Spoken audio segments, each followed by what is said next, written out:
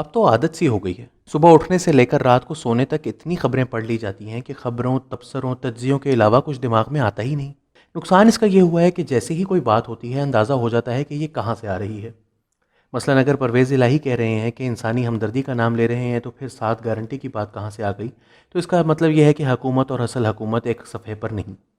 اس پر مہر تصدیق چودھری شجاعت حسین کے اس بیان سے ثبت ہو جاتی ہے کہ اگر یہی حالات رہے تو 6 مہینے بعد یہاں کوئی وزیر اعظم بننے کو تیار نہیں ہوگا۔ یہی حال صحافیوں کا ہے۔ آج صبح جب فریحہ ادریس صاحبہ نے ٹویٹ کیا کہ سوالات اب پی ایم ایل این سے پوچھے جا رہے ہیں، ہسپتال کے بستر سے کوئی مایوس مریض سودے بازی نہیں کرتا، تو کسی نے نیچے لکھا ہوا تھا کہ واٹس ایپ پر میسج موصول ہونے کے بعد سب کے سب ایک ہی بات ٹویٹ کرنے لگ گئے ہو۔ میں نے 1 منٹ نہیں لگایا، فوراً کچھ اکاؤنٹس کھول کر دیکھنا شروع کر دیا، اور وہی ہوا۔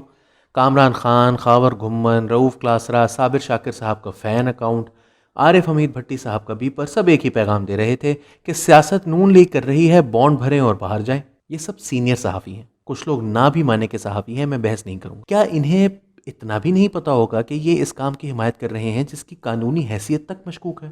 اور بہت سے لوگوں نے تو یہ تک کہا ہے کہ یہ بھتہ خوری اور تاوان کے زمرے میں آتا ہے۔ کم از کم یہ تو سوچ لینا چاہیے کہ رپورٹنگ کی دنیا میں میرے 25 سال ہیں، بلکہ اب تو زیادہ ہو گئے۔ کم از کم یہ کاپی پیسٹ والے کام تو مجھے اب نہیں کرنے چاہیے، لیکن نہیں، اتنے تجربہ کار لوگوں کو خود پتا ہوتا ہے کہ ان کے اور ایک ٹرول کے لیول میں کوئی فرق ہونا چاہیے، اور اگر کوئی ادارتی پالیسی ہے تو اس قدر مماثلت واقعی اچنبھے کی بات ہے۔ اس سطح پر ماموں کے بیٹے کامران لیول کی حرکتیں کیا انہیں زیب دیتی ہیں؟ گزارش ہے، مشورہ نہیں، تھوڑا انوویشن لائیں اس کام میں۔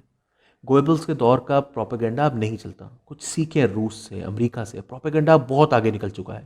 آپ جس چیز کو 5ویں پشت سمجھ رہے ہیں وہ پروپیگنڈا کی پریمیٹیو ترین حیت ہے۔ آگے بڑھیں، باہر نکلیں واٹس ایپ سے، بہت پریڈکٹیبل ہو گئے ہیں آپ۔